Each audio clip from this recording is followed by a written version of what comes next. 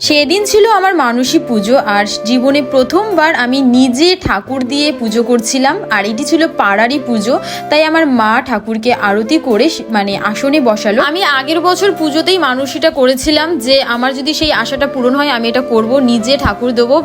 ঠাকুর দেওয়ার সাথে সাথে আমি যত পুজোর যত সামগ্রী, ফল থেকে শুরু করে মানে পুজোতে যা যা খরচা সেগুলো, প্লাস আমার যে ব্রাহ্মণ খরচা সেটাও, মানে পুরো পুজোটাই আমি করেছিলাম সেদিন। এটা কিন্তু পাড়ারই পুজোর ছিল।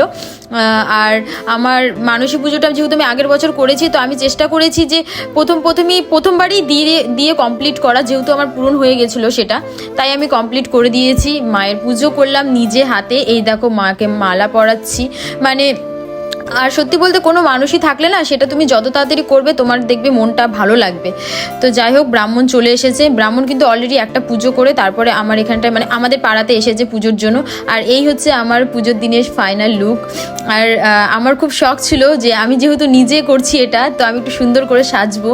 তো আমাকে কেমন লাগছে তোমরা কমেন্ট করে বলবে, আর লুকটা কেমন লাগছে দেখো কমেন্ট করে কিন্তু বলবে। আর প্রথমবার আমি এরকম চুলের মধ্যে ফুল টুল দিয়ে সেজেছি কিন্তু গাইজ, এইভাবে আমি পুরো লুকটাই আমার প্রথমবার।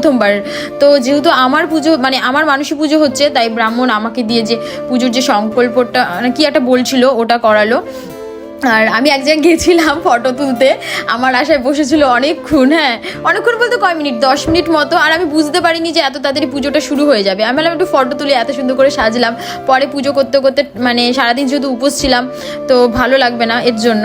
তো পুজোটা হচ্ছে ফাইনালি। আর এই যে দেখো আমাদের সব ঢাকি, আর এই প্রথমবার মানে আমিও ঢাক বাজাচ্ছি। দেখো এই ভিডিওটা আমি অনেক দিন আগে আপলোড করেছিলাম, তোমরা হয়তো দেখেছো। তো আমিও বাজানো শুরু করে দিয়েছিলাম, অনেক মজা করেছি, আনন্দ করেছি। আর এই দেখো একটুখানি আমার মানে বউ সাজতে ইচ্ছা করলো, তাই বউ সেজে ফেলেছি, এই দেখো। তারপর এই যে যজ্ঞ শুরু হয়ে গেছে, যজ্ঞ হবে অনেক, তখন প্রায় কটা বেজে গেছিলো, প্রায় 1টা বাজতে গিয়েছিল। 1টা না, মানে তাড়াতাড়ি পুজো শুরু, 1টাই বাজতে গিয়েছিল তখন। আর এবার একটু তাড়াতাড়ি পুজোটা শুরু হয়েছিল। আর দেখো ব্রাহ্মণ নেচে নেচে আরতি করছে।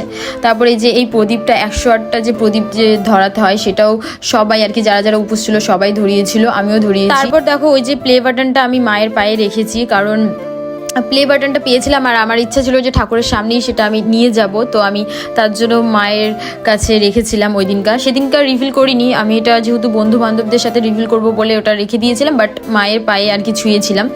তারপর দেখো এই যে প্রদীপ ধরাচ্ছিলাম আর একটু ফটোশ্যুট করছিলাম। তারপর খিচুড়ি খেয়ে মানে রাত হয়ে গেছিলো, প্রসাদ খেয়ে বাড়ি চলে গেছি সবাই মিলে। অনেক আনন্দ করেছি, পুজোটা খুব ভালোভাবে হয়েছে, বেশ ভালো লাগলো।